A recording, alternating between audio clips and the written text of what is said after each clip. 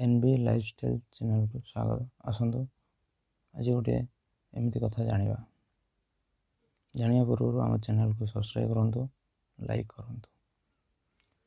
ମଧୁମେହ ଠାରୁ ତ୍ୱଚା ପର୍ଯ୍ୟନ୍ତ ଅନେକ ସମସ୍ୟାକୁ ଦୂର କରିଥାଏ କ'ଣ ନା ଅମୃତଭଣ୍ଡା। ଏହା ସମସ୍ତଙ୍କ ଘରେ ଘରେ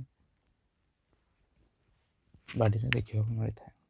ସାଧାରଣତଃ କଞ୍ଚା ଅମୃତଭଣ୍ଡାକୁ ଲୋକେ ତରକାରୀ, ଆଚାର, ସାଲାଡ଼ ଆଦି ପ୍ରସ୍ତୁତ କରିବା ପାଇଁ ବ୍ୟବହାର କରିଥାନ୍ତି। ଏହା ସ୍ୱାସ୍ଥ୍ୟ ପାଇଁ ବେଶ୍ ଉପକାରୀ। କଞ୍ଚା ଅମୃତଭଣ୍ଡା ଶରୀରକୁ ଅନେକ ରୋଗରୁ ଦୂରେଇ ରଖିଥାଏ। ଏଥିରେ ପର୍ଯ୍ୟାପ୍ତ ପରିମାଣରେ ଭିଟାମିନ୍ ରହିଛି। ଭିଟାମିନ୍ A, C, E ଆଦି ଭରପୁର ମାତ୍ରାରେ ରହିଛି। ଏହା ରୋଗ ପ୍ରତିରୋଧ ଶକ୍ତି ବୃଦ୍ଧି କରିଥାଏ।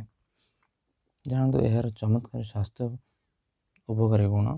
କଞ୍ଚା ଅମୃତଭଣ୍ଡାରେ ଥିବା ପୋଷକ ତତ୍ତ୍ୱ ପାଚନ ଶକ୍ତିକୁ ସଠିକ୍ ରଖିବାରେ ବେଶ୍ ସହାୟକ ହୋଇଥାଏ। ଏଥିରେ ଫାଇବର ରହିଛି ଯାହା କୋଷ୍ଠକାଠିନ୍ୟକୁ ଦୂର କରିଥାଏ, ପାଚନ ଶକ୍ତିକୁ ସୁସ୍ଥ ରଖିଥାଏ। ତେଣୁ ନିଜ ଖାଦ୍ୟରେ କଞ୍ଚା ଅମୃତଭଣ୍ଡା ନିଶ୍ଚୟ ସାମିଲ କରନ୍ତୁ। ଏହାର ସେବନ ଦ୍ୱାରା ଶରୀରରେ ରକ୍ତ ଜମାଟ ବାନ୍ଧିବାକୁ ଦେଇନଥାଏ, ଫଳରେ ହୃଦୟଜନିତ ରୋଗ ହେବାର ସମ୍ଭାବନା ଖୁବ୍ କମ୍ ଥାଏ।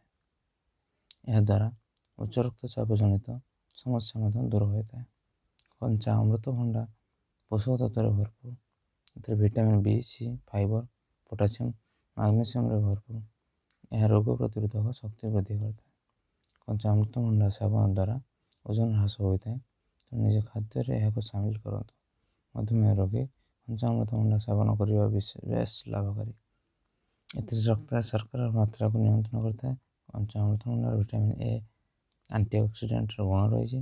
ଏହା ତ୍ୱଚାର ଅନେକ ସମସ୍ୟାକୁ ଦୂର କରିବାରେ ସହାୟକ ହୋଇଥାଏ। ତ୍ୱଚାର ବ୍ରଣ, କୁଞ୍ଚନ ଆଦି ସମସ୍ୟାକୁ ଅମୃତଭଣ୍ଡା ଦୂର କରିଥାଏ।